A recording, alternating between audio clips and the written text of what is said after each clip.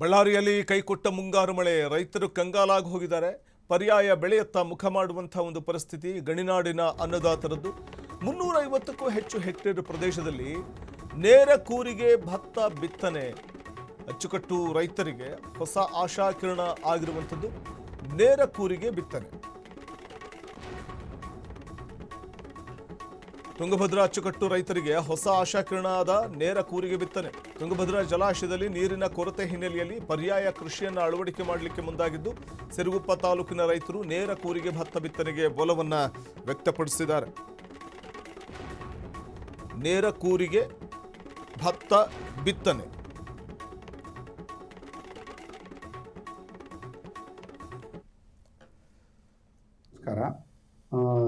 ಈಗ ನಾವು ಮಳೆ ವಾತಾವರಣ ನೋಡಿಕೊಂಡಾಗ ನಮ್ಮ ಸಿರುಗುಪ್ಪ ತಾಲೂಕಲ್ಲಿ ನಮಗೆ 200 ಮಿಲಿಮೀಟರ್ ಅಷ್ಟು ಮಳೆ ಜಾಸ್ತಿ ಬಿದ್ದಿದೆ. ಅಂದರೆ ನಮಗೆ ಇಲ್ಲಿವರೆಗೆ 168 ಮಿಲಿಮೀಟರ್ ಬೀಳಬೇಕಾಯಿತು. 20% ಮಳೆ ಜಾಸ್ತಿ ಆಗಿದೆ. ಬಟ್ ಮಳೆ ಪ್ರಮಾಣ ನೋಡ್ಕೊಂಡಾಗ ನಮಗೆ ಜಾಸ್ತಿನೇ ಬಿದ್ದಿದೆ. ಬಟ್ ನಿರಂತರವಾಗಿ ಕಳೆದ ಜೂನ್ 5ರಿಂದ ನಮಗೆ ಮಳೆನೇ ಆಗಿಲ್ಲ. ಸೊ ಈ ಒಂದು ಪರಿಸ್ಥಿತಿಯಲ್ಲಿ ನಮ್ಮ ರೈತರು ಕಳೆದ ಒಂದು 10 ವರ್ಷದ ಹಿಂದುಗಡೆನೆ ರಾಷ್ಟ್ರೀಯ ಆಹಾರ ಭದ್ರತಾ ಯೋಜನೆ ಅಡಿಯಲ್ಲಿ ನಾವು ರೈತರಿಗೆ ನೇರವಾಗಿ ಕೂರಿಗೆ ಬಿತ್ತನೆ ಬಗ್ಗೆ ನಾವು ಅವ್ರಿಗೆ ಸಕಾಲದಲ್ಲಿ ತರಬೇತಿಗಳನ್ನು ನೀಡಲಾಗಿತ್ತು. ಸಾಕಷ್ಟು ಒಂದು 8ರಿಂದ 9 ಸಾವಿರ ಹೆಕ್ಟರ್ ಅಷ್ಟು ಬೆಳೀತಾ ಇದ್ರು. ಬಟ್ ಈ ನಿಟ್ಟಿನಲ್ಲಿ ಈ ವರ್ಷ ಒಂದು 500 ಹೆಕ್ಟರ್ ಅಷ್ಟು ಈಗಾಗಲೇ ಬಿತ್ತನೆ ಮಾಡಿರ್ತಾರೆ ಕೂರಿಗೆ ಬಿತ್ತನೆಯಿಂದ. ಯಾಕಪ್ಪ ಅಂದರೆ ಈಗಿನ ಒಂದು ಮಳೆ ಪರಿಸ್ಥಿತಿ ಮತ್ತು ನಮ್ಮ ತುಂಗಭದ್ರಾ ಡ್ಯಾಮ್ಗೆ ಒಳ ಹರಿವು ಕಡಿಮೆ ಇರೋದ್ರಿಂದ ರೈತರು ಕೂರಿಗೆ ಬಿತ್ತನೆ ಹೋಗಿರ್ತಾರೆ. ಇದರಿಂದ ಪ್ರಯೋಜನ ಜಾಸ್ತಿ ವಿನ ಅವ್ರಿಗೇನು ನಷ್ಟದಾಯಕವಾಗಿರುವುದಿಲ್ಲ. ಅವ್ರಿಗೆ ಬೀಜದಲ್ಲಿ ಕಡಿಮೆ ವೆಚ್ಚ ಆಗುತ್ತೆ, ರೋಗ ಕೀಟ ಬಾಧೆ ಎಲ್ಲನೂ ಕಡಿಮೆ ಆಗುತ್ತೆ, ಕಾಳು ಕಟ್ಟುವುದಲ್ಲಿ ಕೂಡ ಒಳ್ಳೆ ಕಾಳು ಕಟ್ಟುವಿಕೆ ಇರುತ್ತೆ, ನುಚ್ಚು ಆ ಥರ ಏನಾಗಲ್ಲ.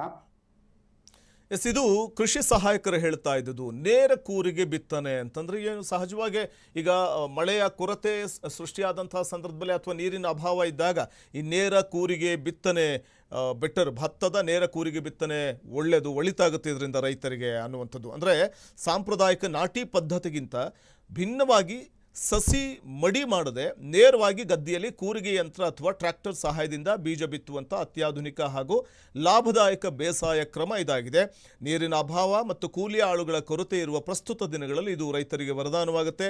ಇದರಿಂದಾಗಿ ನೀರಿನ ಉಳಿತಾಯವಾಗುತ್ತೆ, ಕಡಿಮೆ ಖರ್ಚು ಕೂಡ ಬೀಳುತ್ತೆ, ಬೇಗನೆ ಕೊಯ್ಲು ಕೂಡ ಬರುತ್ತೆ, ಮತ್ತು ಮಣ್ಣಿನ ಆರೋಗ್ಯ ಕೂಡ ಇರುತ್ತೆ. ಅಂದರೆ ಗದ್ದೆಯನ್ನು ಪದೇ ಪದೇ ಕೆಸರು ಮಾಡದೇ ಇರೋದರಿಂದಾಗಿ ಮಣ್ಣಿನ ನೈಸರ್ಗಿಕ ವಿನ್ಯಾಸ ಹಾಗೆ ಉಳಿಯುತ್ತೆ ಅನ್ನುವಂಥ ಕಾರಣಕ್ಕೆ ಭತ್ತ ನೇರ ಕೂರಿಗೆ ಬಿತ್ತನೆಗೆ ರೈತರು ಮುಂದಾಗುವ ಸಾಧ್ಯತೆಗಳ ಬಗ್ಗೆ ಈಗಾಗಲೇ ಕೃಷಿ ಇಲಾಖೆ ಅಧಿಕಾರಿಗಳು ಕೂಡ ಇದರ ಲಾಭವನ್ನು ಪಡ್ಕೊಳ್ಳಿ, ರೈತರಿಗೆ ಹೊಸ ಆಶಾಕಿರಣ ಅನ್ನುವಂಥ ಕಿವಿ ಮಾತನ್ನು ಕೂಡ ಹೇಳ್ತಾ ಇದ್ದಾರೆ.